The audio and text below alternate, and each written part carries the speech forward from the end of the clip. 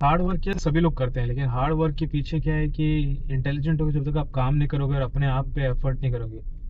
होता क्या है ना कि हम बहुत एफर्ट करते हैं जॉब को क्लियर करने में, इंटरव्यू के लिए प्रिपरेशन करने में, यू नो लोकेशन चेंज कर लेते हैं। आप कहीं रह रहे हो और दिल्ली रह रहे हो, बैंगलोर चले गए, वहाँ जाके आप जॉब कर रहे हो, डेली स्ट्रगल कर रहे हो, सारी स्ट्रगल करने के लिए सब रेडी हैं।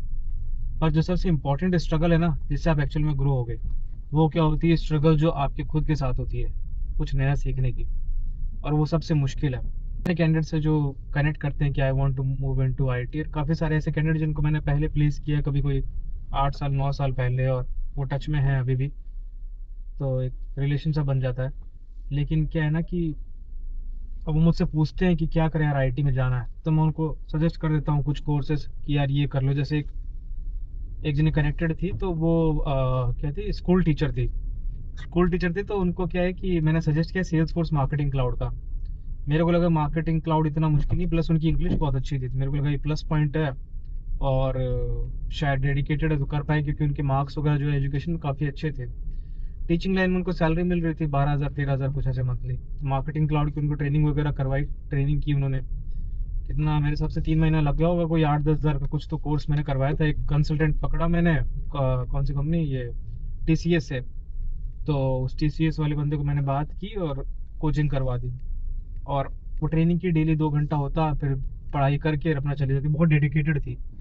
तो जो है ना, 3 महीने बाद उन्होंने ट्राई किया, और एक दो इंटरव्यू फाइट किए, रिजेक्ट हो गए, फिर वापस तैयारी की कंसल्टेंट के साथ, फिर इंटरव्यू के लिए। और फिर वो क्रैक कर लिए इंटरव्यू, ये अपलर जो कंपनी है इसके साथ में।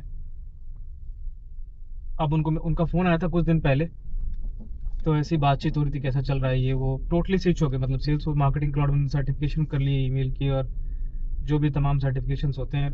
क्योंकि एक बार वो डेडिकेशन आ जाती है ना आपके अंदर, जब आप निकल जाते हो, फर्स्ट स्टेप ले लेते हो ना आप कुछ करने के लिए, और उसकी तरफ आप आगे बढ़ते हो, तो किसी भी फील्ड में आप हो, फॉर श्योर आप सक्सेसफुल हो गए, नहीं तो नहीं, एक मुकाम पे ऐसे पहुंच जाओगे जहाँ पे आपको रिग्रेट नहीं होगा।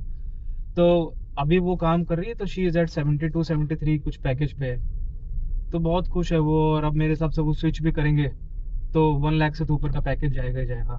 1000 पे बच्चों को पढ़ा रहे थे, स्कूल जाते थे आते थे, 1 घंटा तो बस में बैठे रहते, 1 घंटा आने की। अब उनको रिमोट मिला है, घर से काम कर रहे हैं, और सैलरी भी 5 टाइम्स 6 टाइम्स ज़्यादा।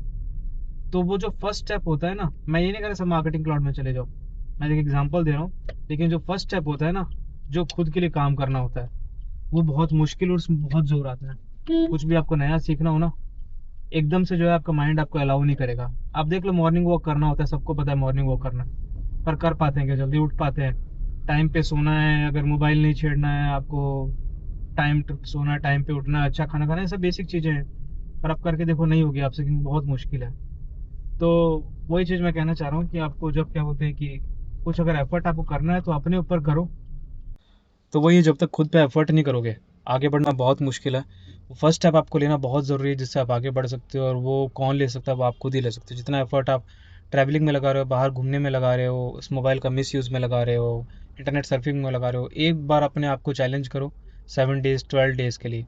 लेकिन जिस दिन आप उस लाइन पे आ गए ना, जिसमें आप अपनी ग्रोथ के लिए काम कर रहे हो, आप देखना लाइफ कैसे चेंज हो जाएगी।